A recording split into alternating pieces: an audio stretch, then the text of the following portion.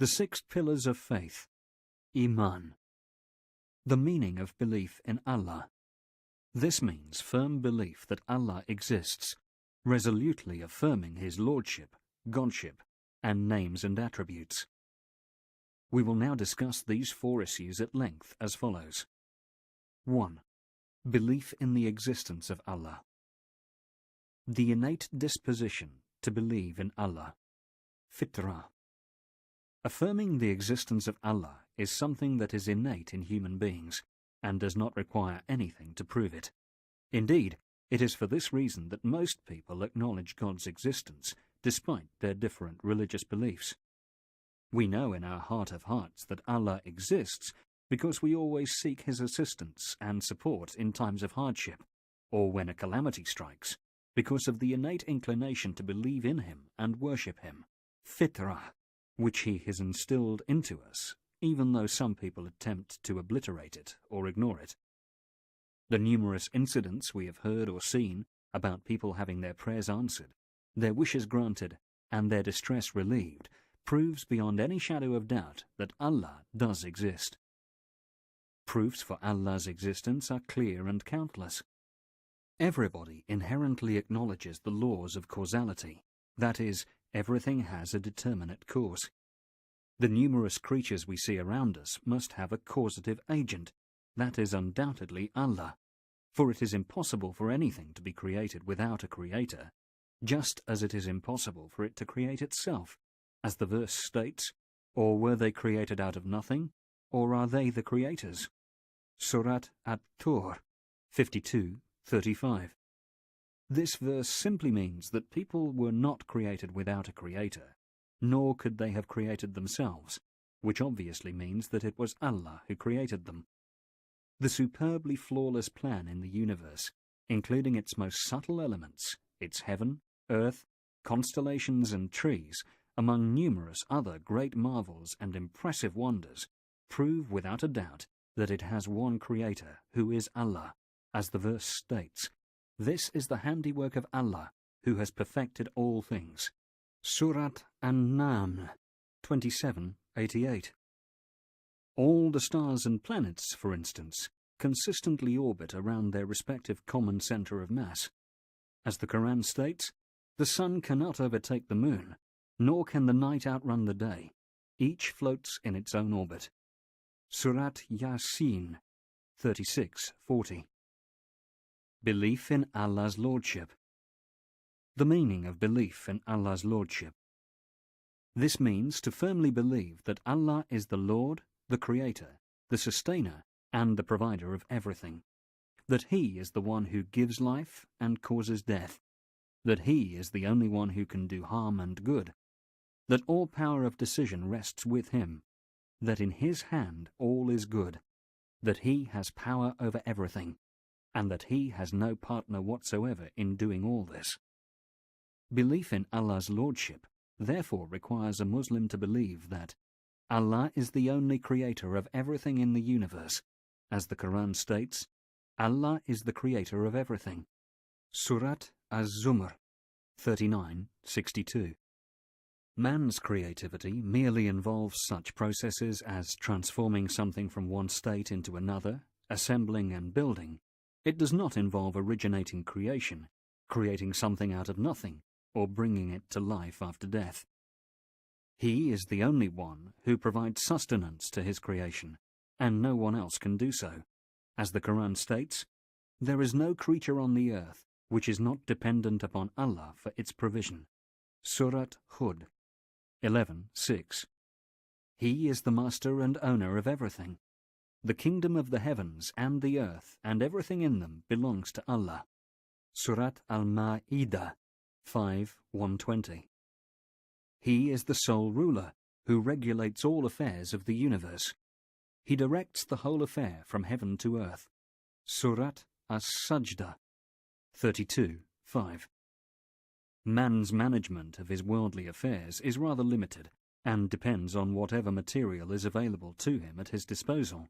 Besides, in so doing, he can either meet with success or experience failure. However, Allah's regulation of the affairs of the universe is comprehensive and is bound to be effectual. for there is nothing that would otherwise thwart it in any way. As the Quran states, both creation and command belong to him.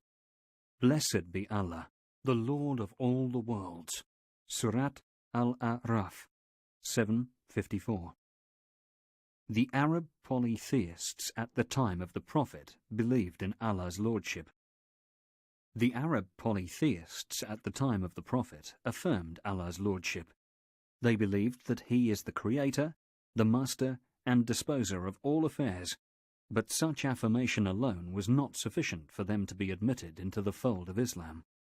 As the Quran states, if you asked them, who created the heavens and the earth, they would say, Allah.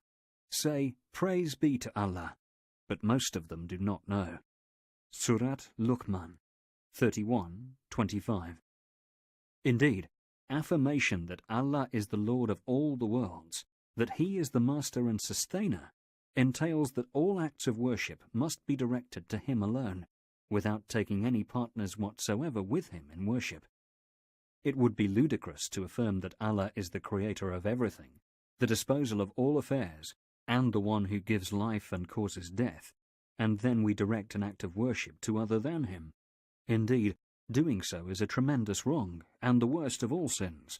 As the Quran states, when Luqman said to his son, counseling him, "My son, do not associate anything with Allah."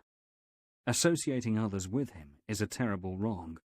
Surat Luqman 31:13. When the Prophet was asked about the greatest sin in the sight of Allah, he replied, to set up a rival to Allah in worship, though he alone created you. Sahih al-Bukhari 4207. Sahih al-Bukhari 86.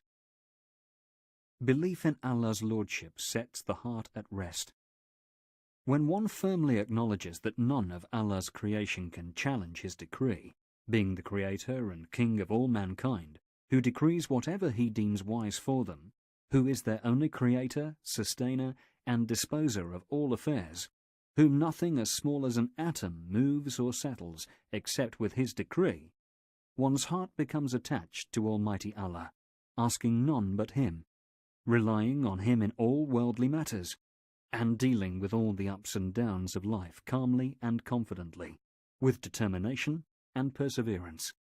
For once we have done what we can possibly do to achieve a worldly goal and have prayed to Allah for assistance, we have actually done our duty. In this way, we become contented, as we do not covet what others may have, fully aware that all power of decision rests with Allah, who creates whatever he wills and chooses for mankind whatever is best for them. 3. The belief that only Allah is worthy of worship. What does this mean?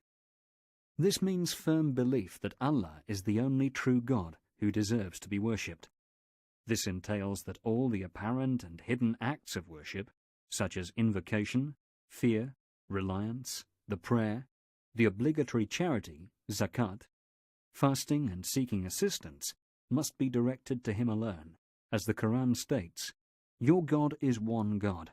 There is no God but him, the most beneficent, the most merciful." Surat Al-Baqarah 2:163. This verse makes it abundantly clear that Allah is only one God, which means that he alone deserves to be worshipped, and that no one else must be worshipped besides or instead of him. Importance of the belief that Allah is the only God worthy of worship. The importance of the belief that Allah is the only God who deserves to be worshipped is apparent in a number of aspects. 1. Worshipping Allah is the ultimate purpose of human and jinn existence. As the Quran states, "I have only created the jinn and man to worship me." Surat Ad-Dariyat 51:56. 2. Worshipping Allah is also the reason behind Allah sending messengers and revealing divine books to affirm that Allah is the only God worthy of worship, and to reject false deities worshipped besides or along with him. As the Quran states, "We sent a messenger among every people, saying, Worship Allah and keep clear of all false gods." Surat An-Nahl 16:36. 3. Worshipping Allah is the first duty of man towards his Creator. Giving instructions and orders to Mu'adh ibn Jabal upon sending him to Yemen, the Prophet said to him, "You are going to a people from among the people of the book. Let the first thing you call them to be to testify that there is no God worthy of worship except Allah." Sahih al-Bukhari, 1389. Sahih Muslim, 19. That is, let them direct all acts of worship to Him alone. 4. The belief that Allah is the only God worthy of worship is the actual realization of the meaning of the statement, La ilaha illallah.